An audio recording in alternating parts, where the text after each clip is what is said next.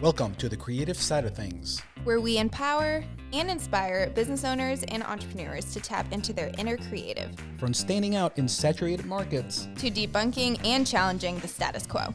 We'll learn firsthand from actual small business owners how they've applied creativity, imagination, and common sense to grow their businesses. I'm Javier, Chief Creator and Founder of High Ground Creative. And I'm Megan, Founder and CEO of Cheek & Co. Clothing.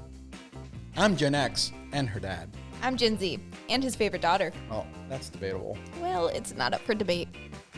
Together we are creative thinkers, design experts, branding gurus, imagination igniters, and coffee addicts. Keep listening and we'll prove it to you. Hey, you might learn something. Imagine that. Ready? Let's get creative. Are you done touching the mic? I'm done touching the mic. We're back. You're already sassy. We're only 9 seconds into the episode. Thanks, Megan. This is a little ASMR you do sometimes. All right, we are back, and and we're in season 2, right? Season 2. Yeah. Exciting. Hello, right brainers. I'm your co-host Megan, and to my right is I am Javier. My dad. I am her father. We are a father-daughter duo here on the creative side of things. So welcome to the Creative Side of Things podcast, where we empower and inspire you to tap into your inner creative. Because we're all creative people. Yes, we are, in different ways, and we're here to help you figure out what way you are creative and go into that deeper with guests and topics. Absolutely. Why not? How better way to explain and show instances of creativity and imagination by showing how people have used their noggin, their right side of their noggin, to solve those problems in their own space. Exactly. Now, what we like doing with every episode is kind of finding a quote of the day. So my dad will do one, I'll do one, and it kind of fits into our topic. So it's almost like a little hint at whatever we're going to be chatting about. So if this is the first time you've listened to us or watched us, that's what we do. If you're not, you're already used to that. Yeah. But Megan, you're so wonderful in just reminding people what we, okay. I like structure, I know. Yeah. So mine today is journalism allows its readers to witness history. Fiction gives its readers an opportunity to live it. John Hershey. Is it Hershey? This is a Hershey. That's what I was thinking. I don't think it's Hershey. There's no H. No. Yeah, that's really good. I really like that one. And our quotes are actually on point. If when our guest can chime in on that when he comes in, if he wants to any input on those. Are you a fiction or nonfiction guy? No, I'm one of those that highlights books. So I like things that I'm learning when I read. I'm like, okay, this is how to do this, how to do that. I usually don't read stories. Okay. I watch stories that are Star Wars and Harry Potter and stuff, but I usually don't read those. So now I do notes in my fairy tale books still because they're you're literally learning a new language. The first few chapters, I feel like I'm reading Chinese because it's like a just get your thesaurus out. Because of the style I read, it's very weird names I've never heard before. No, it's good. So I always have to write names. It does expand your vocabulary. Yes, if you read, it does. And we talk. Leaders are readers. Yes. And leaders are note takers. Yes. Our guest does both. A lot of that. So we're going to talk to him about that. Or I'm going to even say listeners too, because I like audiobooks. No, that's okay. That's okay. But you're getting the stuff in your head. Yeah. There is something to be said about a piece of paper and holding it. And, I know I'm quote unquote old school, but paper and print is not dead. And we'll talk about that later. There's just how we use it. So it's something, I have ebooks and I have audiobooks. I hear you. But there's something about picking that book up. Definitely. It depends on the day. But I love a piece of paper. Right. So I'm going to have you go into our guest. Yeah, we're going to let this, I didn't want to get this wrong, so we did some trolling and kind of digging about this guy. His name is Konrad, so you probably know if you're watching this because it's on the artwork on the episode. Yeah. Konrad LaPrade, he's a publisher of Delaware State News, son of Daryl LaPrade, who had a 43-year-long career in the news business and served in the independent news media for over 25 years. His dad did. Konrad lives now in Dover, Delaware, with his wife, Joy, his 4 children, Catherine, Jonah, Elizabeth, and Mariana. You got it better than me. Okay, awesome. He played a significant role as vice president of sales in the independent news media since 2019. But now he is the publisher, officially replaces his dad. He's on the executive board of the Central Delaware Chamber of Commerce. I'm along his side, so that's how we actually met. And then he is, most importantly, father and husband is most important. Yes. Close third, enthusiast of cigars and bourbon, and a big Atlanta Braves fan. That's why I'm wearing my watching the National shirt in honor of him, because I know it would kind of. So without further ado, Konrad LaPrade. Yeah. Welcome. Yeah, thank you. It makes me really happy when people wear national stuff. I mean, when you're talking about the basement of the National League, it's always great. So. Yeah, we're start. When you do you watch hockey? Because that's what I watch. So I haven't had a guest on here that really is into hockey. No, there's not many hockey fans. Michael and me Faber, like the same team. Yeah. You have to like move north if you want that. Well, I love hockey. But don't leave me. Don't move up. No. I like Delaware. Start going in fetal position. Megan's leaving me. Because Delaware has all the gems, and that's right. You want to remind them really quick? Yeah. We actually skipped that. So as a reminder, everybody, this season is really important because we are focusing on people in Delaware, because this is where we are. We are in the second smallest state. And it is a gem of a state. And the reason we do this is because we want to make sure that people understand, wherever you are, they don't have to be in Delaware, that there's gems in your backyard.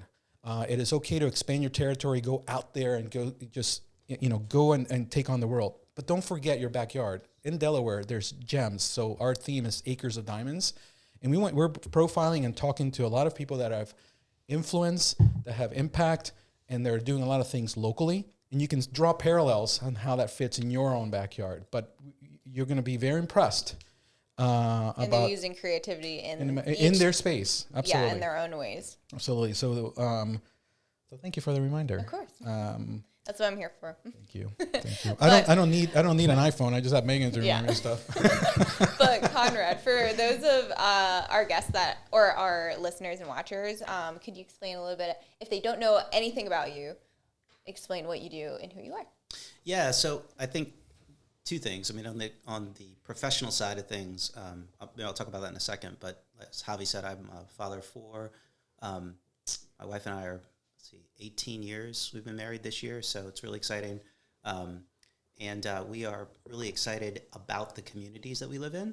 So we love Dover. We've been here full time for about a year, kind of in the community. And it's been a lot of fun to be involved, to get to know people, to see the businesses here. I think that's what you said is great about the Acres of Diamonds in this area. Delaware is a small state, but it's so neat to see how connected everybody is.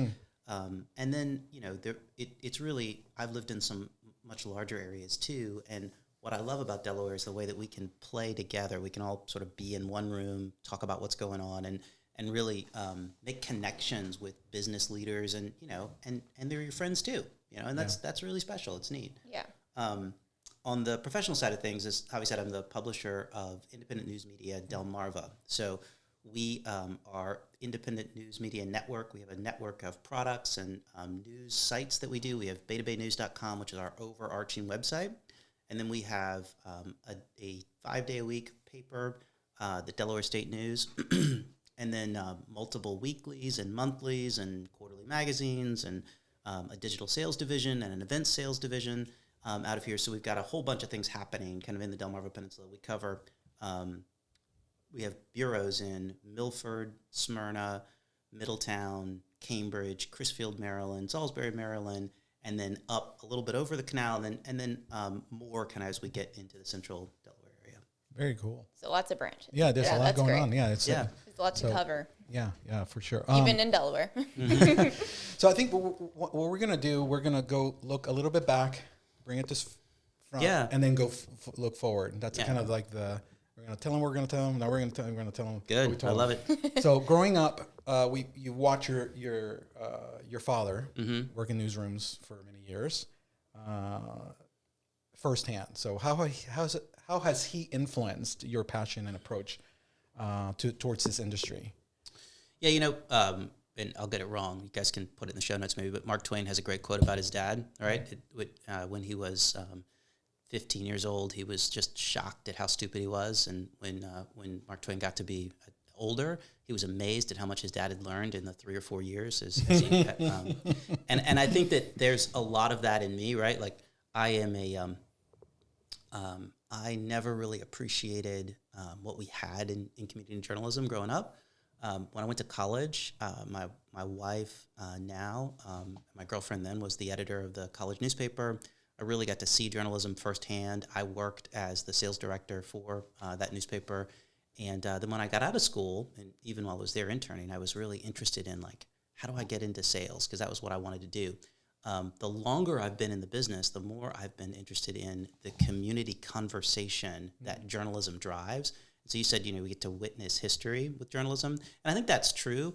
But what I think we have to remember as journalists is that we're recording the conversation of history. And, some of that, like, there's facts there, and it's certainly, but a lot of it is we're recording this conversation. So, you guys are recording a podcast. People get to listen to that. If you look back over history, what you're going to see is journalism is recording the conversation of the time. And that's important, right? It's important for us to have that. So I've never heard it said that way, and it's really smart, very well articulated. I like the way you explain that. That makes a lot of sense. And did you meet her through the newspaper then? Yeah, I mean, we kind met. of. Yeah, I mean, I met her like the I just first, think that's cool that you were working together before. Yeah, I mean, I think the very first day that we went to college, the two of us met each other on an honors retreat, and I was head over heels and said a bunch of stupid things because she was, really attractive. And but yeah, we got to know each other in the newspaper business. I'd made a horrible impression the first time we met, so it took that to kind of get to a place where she was willing to give me another shot. Across the crowded room, Yeah. eyes fixed on each Across other. the newspaper. Across the newsroom. Yeah. Lots of caffeine-fueled nights as we were putting out a weekly paper. Yeah. Into that. Yeah, those are the best. I can't do those anymore. I listen to how much caffeine I just dropped that. I just thought, this is me. Yeah. And if people are listening, it's just I'm just he's fading pretending to fall asleep. Are there any I wanted to start with, are there any kind of like myths that you want to debunk about a newspaper, especially to our young listeners?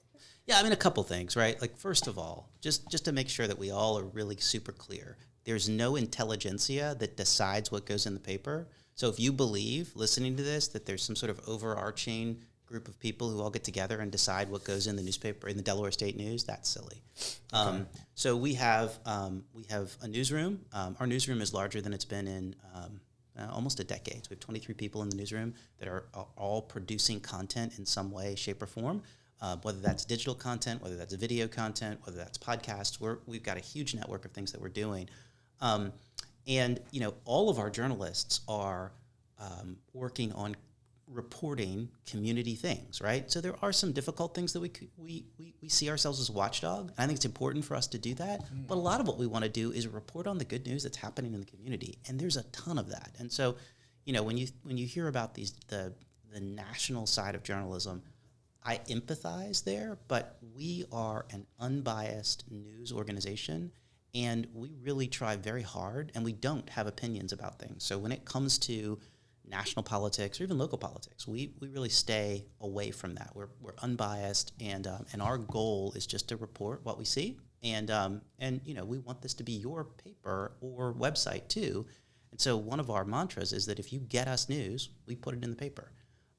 So if you look through our newspaper or on our website, it's full of community things that people are sending us. Our opinions pages, every day we have 3 opinions pages that are just letters that people have written about things that are really important to them in the community. And we see that as a public trust for us. One other thing, and this might be something to link maybe in the show notes, but there's a column that we wrote. We just turned 70 years old this year, so we're very cool. Yeah, so the Delaware State News is celebrating their 70th anniversary, and what Jack Smith, who's a really great guy, started the newspaper, and then his son Joe Smith took over, and Joe is recently retired. But when Joe took over, Joe took the Delaware State News from a for-profit business to a for-profit business that's owned by a nonprofit trust. It was one of the first of its time when it started. There's a little bit more of a trend now that's happening, but right now, our organization, everything we make is reinvested into the business and the community that we serve. And so that's different than some of the other news organizations I've worked for, where we've had a board or we've had shareholders that we've had to pay dividends to. That's not the way that we operate here, which allows us to do some really fun things. It is, because if you think about it from a perspective of credibility and even on the information. For sure. If it's profit driven, then there's a lot of different influences, I guess, too, that can bend truth or just what goes in there because they want to drive profits. I mean, obviously, I'm not in business with my company to lose money, but the fact that you structured it, I love the fact that it ensures that what you're producing is something that the people want and it stays in the middle. I love that because I didn't know that. That's a very cool thing. You have a passion for small business. I know you talked before about that, and it's evident every time we talk to you. In many ways, the Delaware State News and even all the publications and stuff you see it as a beacon, I guess, to the community. Tell me how that, because of the digital shift, have you kind of made those adjustments to make sure that you stay relevant as an organization? Because that's one of the things I've really, I know you personally. I had to figure out how do I get Konrad in here, and it's relevant for what we're doing. So it is in double fold. You're here locally, you're creating impact in what you're doing, but also you've been very creative in how you've made adjustments to stay relevant. Yeah. So I think a couple things. Like our mission to strengthen the communities we serve by publishing unbiased journalism and helping local business grow, that really does drive a lot of what we do. So everything we do is kind of filtered through that. So it's no secret, and it shouldn't be. A lot of our readers have shifted from reading a print news product to expecting news every day when they want it. And so we've done the same thing. We have a website, again, betabaynews.com, that we report local news every day, multiple times a day, multiple times every hour. You're going to have updates on there. We have a ton of videos that we publish there, and that's where the vast majority of our news starts. And so a lot of our readers are there, right? And then we go into more of a printed product. And over the years, our print circulation has declined slightly, but what we've seen is that our digital circulation has increased substantially as people pay for local journalism that's important. So, I tell people all the time when we talk about it, and one of the myths that I think is there is that news needs to be free. We have 23 journalists that we have to pay, and we are owned by a nonprofit, but frankly, we have to be able to cover our costs, right. And the community needs to be able to support that if they want a news organization there. So we charge $5 a month to have unlimited access to the digital product, which is an awesome deal. Yeah, that's more than affordable. Yeah, totally. Exactly. And the hook here, I'm a marketing guy, and the value proposition is local. The world of news is saturated with national and international news. We can get at that anywhere, and obviously we have to vet whether it is accurate or not. That's another conversation.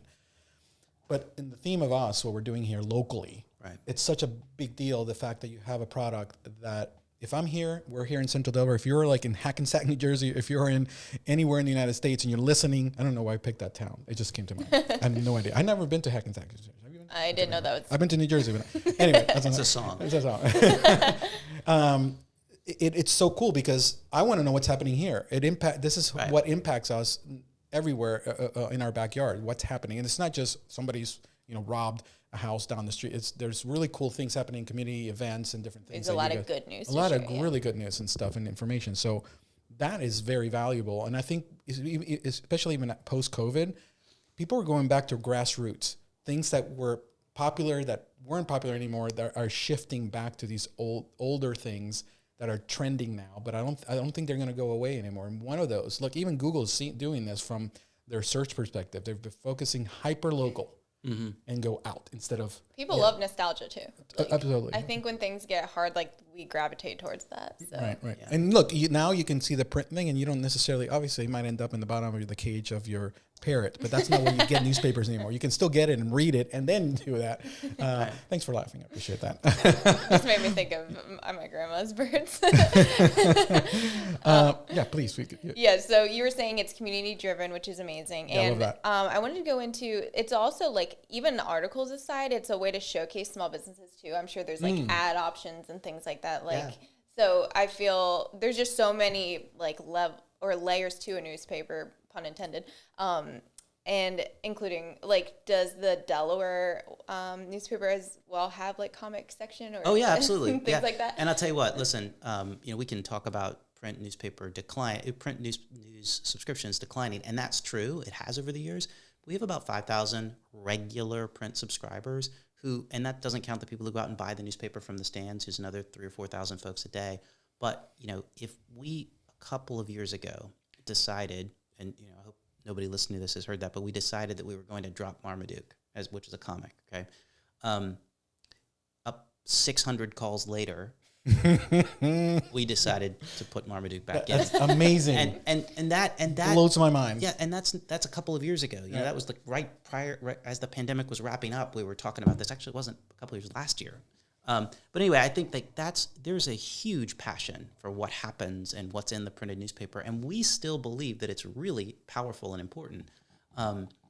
But we also know that there's a whole different group of people to reach, and so that's where we really want to focus on the digital side too. And it is true that there's community events that happen. I think one thing that's really important about the State News, we're the only media organization in the state that has a reporter every day at Legislative Hall when legislators are in session. So the AP does have somebody there, but as far as a news organization, we're the only one that has someone there.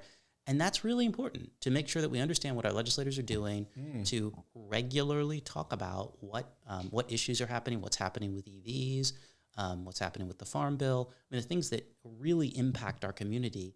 And, we provide an easy way for you to understand and then be involved. Because we said earlier, Delaware is a super small state. You probably know a lot of your elected officials. Yeah.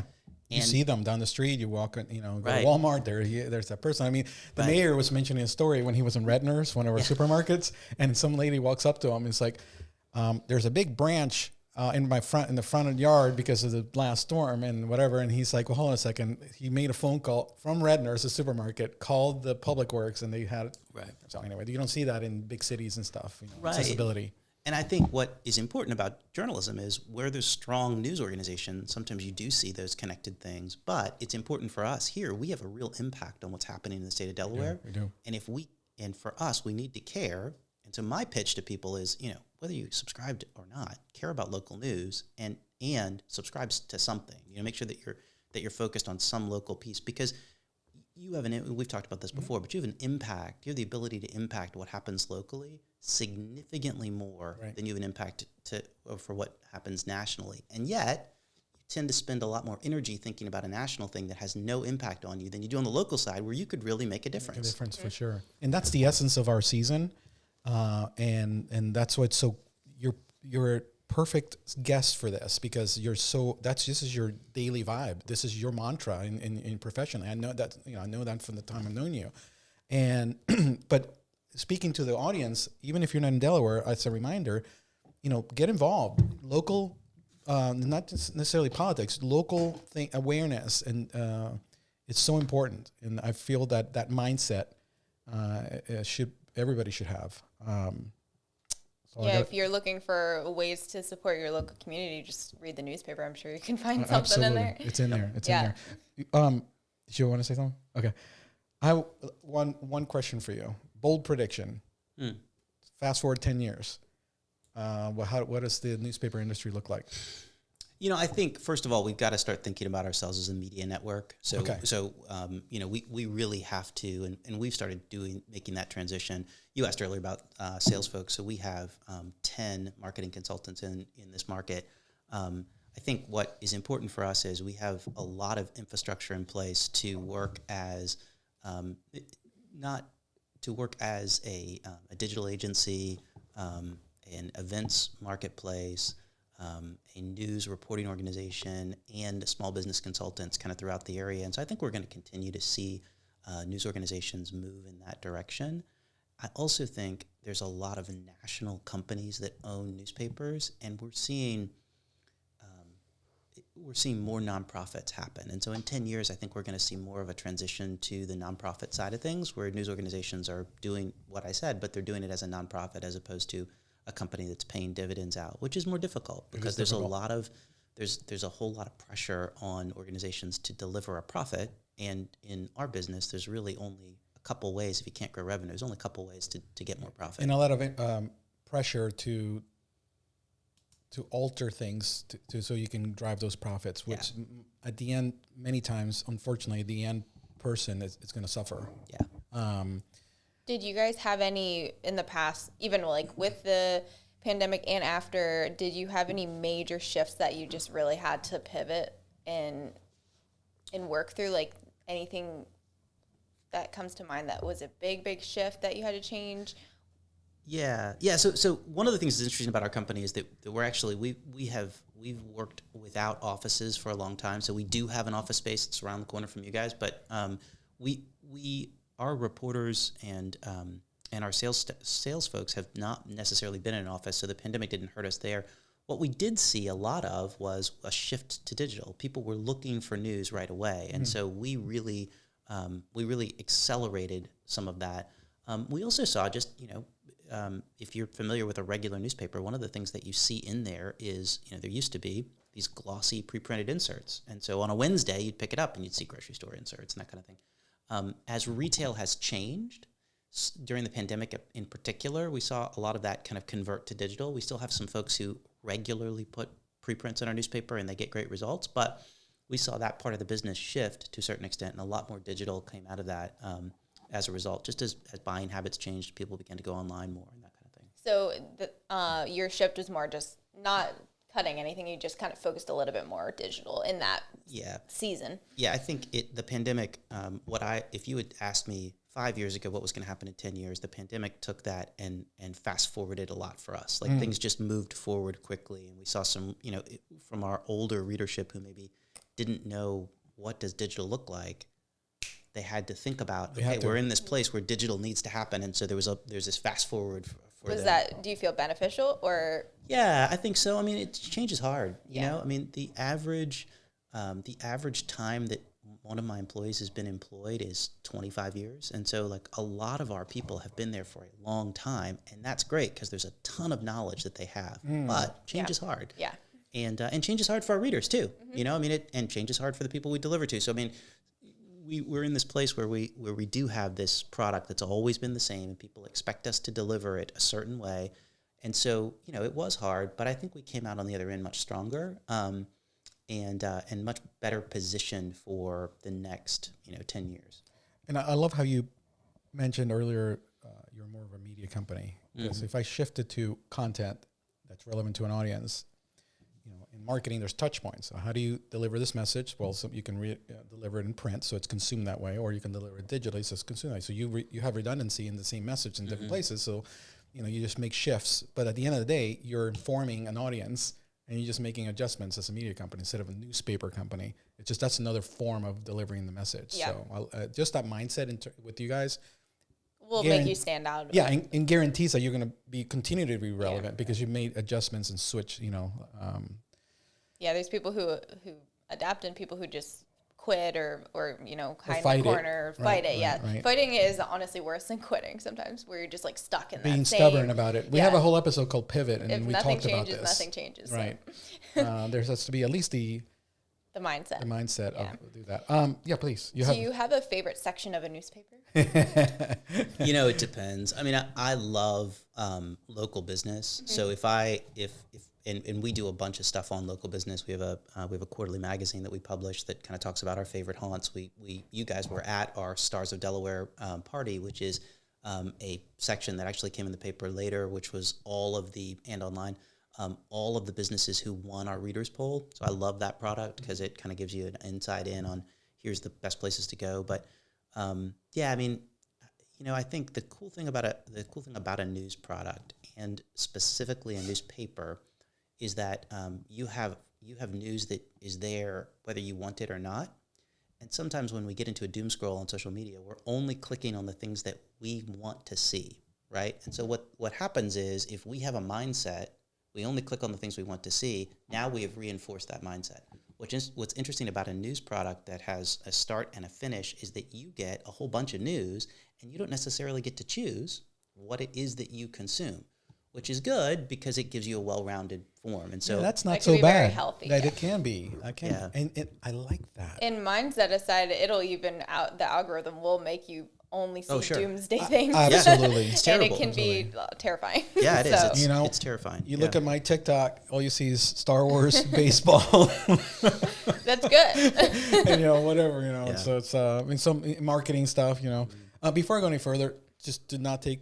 I draw the line at Calvin and Hobbes. Do not take them away. Marmaduke is fine with me, but Calvin and Hobbes, make sure you keep them. He's like retired for 20 years. Right? So they're just recycling the old stuff. They don't actually publish Calvin Hobbes. They haven't for 20 years. Yeah.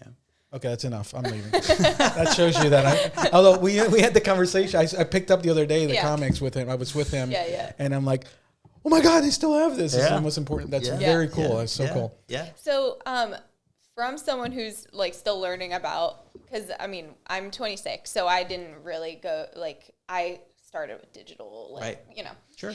So I'm still even learning things about the newspaper today. And when you're saying you have a lot of like small businesses and just our community, small stories that you still publish, I always thought that you'd have to be found by a newspaper and like some big thing to be on a newspaper. Is there easier ways to get on the news? Well, so a couple things. I mean, right, we've got, like I said, 23 reporters who all have beats, right? Or 23 content producers. So there's many folks that have beats. And so if you have news, you can email it to us. You can come by and drop it off. But for the most part, a lot of our news is emailed in where people will say, hey, you might think about this. And often they know the reporter because we have connections with. So Matt McDonald is one of the reporters who covers the Dover area in Milford. And we were at the Delmarva Food Bank yesterday and talking to them, and they said, hey, we know Matt. He's been by a couple times, and here's something that we've given him that's happening. And so, we have reporters who are going out. We also have news that's coming in. If you have a community event, we have on our website, betabaynews.com, there's a calendar function where you can post news that's happening for free. And so there's a lot of that happens. But, we're always looking for interesting stories, and business stories are things that our readers really care about. And so, we've written a bunch of stories in the last couple of days. We have a business roundup that runs once a week, and then we have some more kind of detailed stories where folks are either sending us things or our reporters are driving around saying, hey, I saw that there's some dirt moving there. I want to know what's going into that place. That's cool, yeah. Because and with your connection with the Chamber of Commerce, you are, have access to those ribbon cuttings as well, which is always big news too. Yeah, and the Chamber's a great partner of ours. They send us a number of those ribbon cuttings, and we try to publish as many as we can. That's cool. I have a really cool story suggestion. Father-daughter put together this podcast to talk about what? Yeah. Well, listen, I think I've said to you before, but you should send us. We should definitely talk. I mean, I think there's some real interesting, that's interesting, and we want our readers to. We want to tell our readers what's happening in the area, and so whether it's a podcast they should listen to or whether it's a restaurant they should check out, we really want to make sure that our readers understand that, and we're actively looking for those kinds of things. That's very cool. Yeah. One of my vendor shows I just did for my clothing company, the news was there. The Dog Days of Summer. They went because it was at the local the ice creamery in what's that called again? It's by the train tracks. Tres Soleil. Tres Sorel. Yeah. I can't even pronounce it. I'm Puerto Rican. That's like French. But yeah, they were there. I thought that was cool. $3. I've been seeing the news a lot lately at our local events that we go to, so it's cool. Yeah. It's when it's in your mind, then you notice it more. I'm like, oh, it's the news again. Yeah. Yep. Yeah. And again, we're really proud of the people that cover these particular events. So a lot of our reporters have been there for a long time, and they're ingrained in the community, and it's we'd like to be your friends, right? So maybe we are the news, but we're also people who are involved in the community and actively all of our reporters and our sales reps, our marketing consultants are involved in different community things, right? So whether that's coaching or boards or whatever, we're really involved in these communities because we love them. That's cool. That's awesome. This episode feels warm and wholesome. Like the newspaper. I love that. It's not heavy. I love this. It's a good conversation. Now, because of your dad, did you always know you'd just go into that, or did you have any other, if there was another job? If not this, what would Konrad be doing? Still journalism in some way, or playing second base for the Atlanta Braves? Yeah, probably not. I'm a lefty. Yeah. So I think, I'm a sales guy at heart, and so I really was going into sales, and I started in sales at a newspaper in East End, and then have spent almost 18 years selling different products for a media organization. So I was really interested in sales, and that's really where my heart was. And I think as I've continued to see the impact that community journalism has, I've wanted to stay involved in that side, and so that's where I've been. But sales was kind of my first and second choice, right? Like I selling a product, and I spent a lot of time kind of looking at that. But yeah, and essentially you still are selling. Yeah, absolutely. Product. I mean, and a lot of sales is just you believe in something, and then you're a brand advocate for the thing that you believe in. Yeah. Whoop, ding, ding. That's going to get one of those. One thing just personally with Konrad, I connected with Konrad personally. We met through the chamber, but we immediately we're heart-centered, passionate guys who love our daughters, love our kids, love our wives, and just, so that was a commonality. That's something that drew me to you, and that's something that I can see how you put into your passion, into your work. It's very evident when you meet Konrad in anything. It's very clear. There's nothing fake there. I do have to say, I have a favorite son too. Yes, you do. Yeah. I'm sorry. Yeah. Poor guy. When everybody starts getting older, he's just going to get overshadowed. But he is my favorite son. No doubt. I'm trying to figure out which one is my favorite daughter today. I'm not sure yet. Maybe the one that's not here. Oh, okay. You want to shift to like some whimsical kind of stuff? Yeah, okay. I wanted to ask you if you could interview one person in history. They could be since past or not. Is there anyone that sticks out to you that would be cool to have in the newspaper? Let's add something to that and have a cigar with. Yeah. Oh man. You can mix it. For sure. I mean, there's just so many, right? I mean, I'd love to talk to. Okay. Let's say, all right. 1 hour, one person. I'd love to talk to Winston Churchill. Okay. I mean, and cool. Smoke a cigar with him. Yeah, he looks like he is a cigar smoker. He's on my wall. I've got a picture of all the different. That's right. That's cool. Yeah. Is that like your home office or? Yeah. Yeah. Is it okay if I get a picture of that and put it on the podcast just so people can see this room? It's an incredible space. It's just a wide shot. We don't want to be any. No. We can blur some things. There's good stuff in here. Listen, yeah. His garage is incredible. It's literally when I walk in there, my testosterone levels go up. I feel like. So is it a garage or like a pole building or like a? No, it's just a regular garage. But my wife, who is fantastic, helped to design it. So we painted the walls blue, and then she did like a picture wall for me of some of my favorite things. So cool. It's an office where I work, but it also doubles as a lounge. So it's a cigar lounge where my wife and I spend some time every night, and I also often have people over where we spend time talking. In the same way that you might read a newspaper, we're talking about kind of what's happening in the local side. It's a very cool. We've talked a lot about how important creative spaces are. That's a very theta wave place where you can just sit there and I'm sure. You like that, huh? Yeah, it's great. I have a pole building. That's my workspace, and it's a hippie shed. So it is your hippie shed. My happy I don't know what happened there. Maybe you have some Carlos you were Santana in you. You were born in 1970. And I like 1970. So, if she was, I think if you were, you would be probably like a, what do you call those, flower child, if you're in another life. I will never want to be in a different time era, though, because there's so many opportunities for people now. So I just more admire the music. Yeah. Maybe really, not the situation. My music, I'm a Gen X. My music, it's trending to these kids now. Yeah. What's your favorite, if you had to pick a band or a group that you... I really like AC/DC. Okay.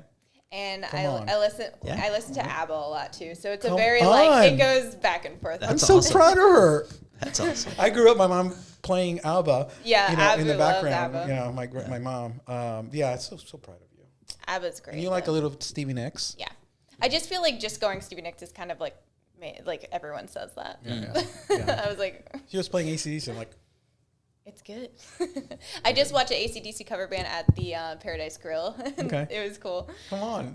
That's awesome. That's cool. Fantastic. She's an old soul. That's right. Do you guys ever report on local we had Firefly, local bands absolutely. Or things like that?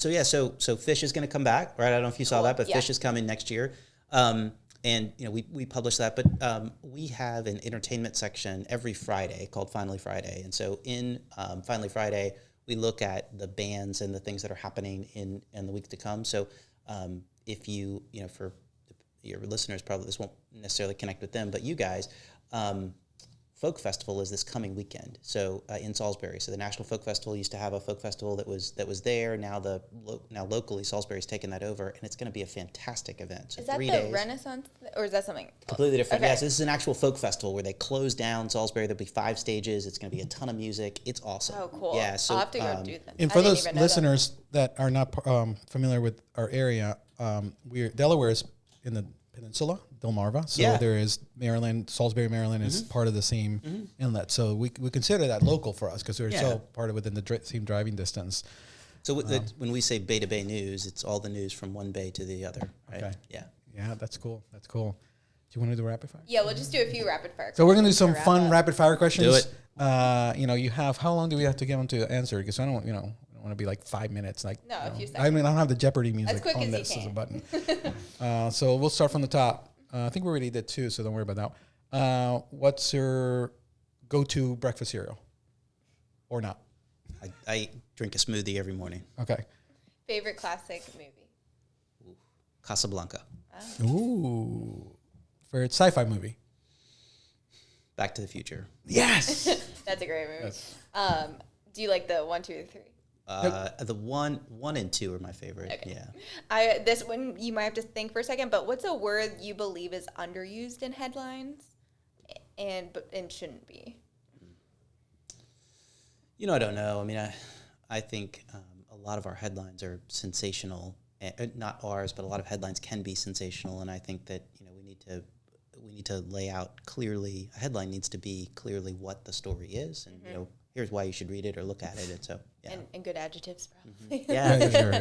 There's a whole art to that though that I don't know much about, and we literally have copy editors and folks who are writing our headlines and spend a lot of time making sure that they're right. It's important. It's almost like YouTube, like clickbait, like titles. Right. Like you have to have something that makes someone pick it up. Yeah, and we want to make sure that again our headlines, describe what's there. Yeah. For our readers. Absolutely. All right, enough with this heavy stuff, okay? Morning coffee, black with cream or fancy latte? It's completely black, and I'm a dark roast kind of guy. Yeah. So, it's less for me about what sort of coffee, although I have a dark roast Costa Rican that is wonderful right now that I'm drinking, and it's more about the way that I make it. So I'm a pour-over kind of person. Yes. I use a Chemex or an AeroPress every morning, but sometimes a Mocha Master, but I'm really passionate about coffee and good coffee. You're an aficionado. I don't know about that, but I love it. Yeah. And well, cigars and bourbon for sure. And you walked into that garage, this guy. I'll have to. I just did I did a family session, and the garage reminds me of what you're describing. I took a picture of it. I'll show you. It was really cool. It had a collage wall and all that stuff too. What is the most unexpected place that you found inspiration for your work? Like a place that you feel most creative?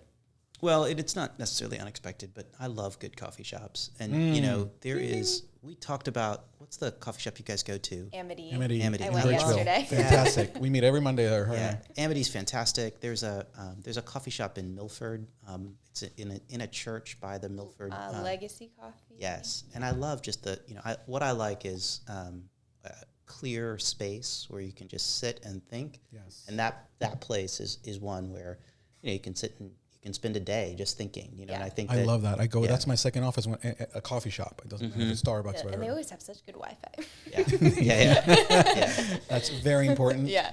So even when you go to like a local coffee shop, do you just get like a black roasted coffee? Yeah, so I'll get a dark roast, and I try to get a pour over. I think Legacy only does light roasts, and that's great. They have some really good light roasts, and they're very thoughtful about how they do it. But I like, when I can't get a pour over that is any good, I try to go for an espresso. And I'm pretty choosy about where I get coffee. The newspaper should do like a theme, like a newspaper roast. Yeah, there you go. Yeah. That'd be really cool. That's cool. Good ideas. Do you have any more? I do. How about this? Let's tell us something. I don't want you to go to bourbon or cigars that we don't know about you. just fun, just maybe a hobby, things you like to do, anything just comes to mind that even people that work with you were like, Konrad, I did not know that about you. Something like that. Yeah. I don't know. I'm a pretty open book when it comes to that. I'm a speed walker. How about that? So I often say I'm a runner, but really I'm a speed walker. Okay. And so, I walk, 3 times a week, and I try to walk 30 miles a week or so. And that's wow. Yeah. Okay. Yeah. Yep. You do a lot of thinking there, a lot of time. It's a great, and that is an unexpected place, but it's a great place to think and to. How do you capture an idea? If you're like mid-stride, something comes to mind. Do you like type it in your notes in the iPhone? I'm speed walking, so it's pretty easy to type it into your notes. But I'm also an auditory, so I will take a lot of voice notes. So I listen and learn. So you were saying earlier, I think it's all right. I think, in fact, it's good to say that you read books by listening to them. Mm-hmm. And I think you should give yourself permission to say, I'm reading this book, even if you're listening to it. But yeah, so I do a lot of that. And in today's time, while you're walking, you can also be on calls, right? And that happens too sometimes. So that's almost a form of meditation in some capacity. For sure. That's you can center yourself that way. Yeah, for sure. And in the late evening, especially in the summertime, it's just a beautiful time for me to be able to get out and you can catch up with some friends. And, this week's weather has been perfect for speed walking. But this weekend won't be. It's supposed to rain. I know. But are you a note taker? I see you have a notebook. He is. Yeah, I am. I have a full focus planner, which is we could do a quick. At another point we talk about that, but I love taking notes and kind of writing down my priorities. And I think one of the most important things that we can do is to write down the priorities that you have for the day, and then for me, I just take a lot of notes based on what I'm seeing and thinking. I do my top 3, so I get that. Yep. Yeah, it's important to get it out of your head. It actually hurts when it stays in there too long. Get it out and put it somewhere. Loving paper can be like the worst sometimes because I go to Amity with like a Mary Poppins bag and I have a planner, notebook, to-do list notebook, laptop, I see Kindle. And then a ladder. Yeah. And they're used to me on there.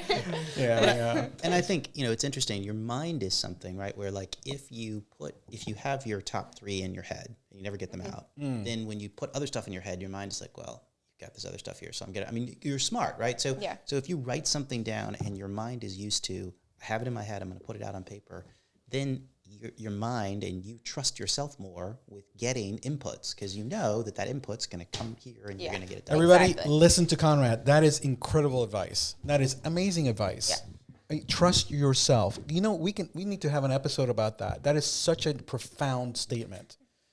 If you can't trust yourself, how the heck are you going to trust anybody around you? Right. That's a method. You can just find a way to, in your solitude, to kind of find, And writing's a good way of memorizing as well. Like if you have not great memory like myself, writing, I feel like I always remember anything I write. So if I just think of it and then hope I remember it, it's going to immediately leave. Right.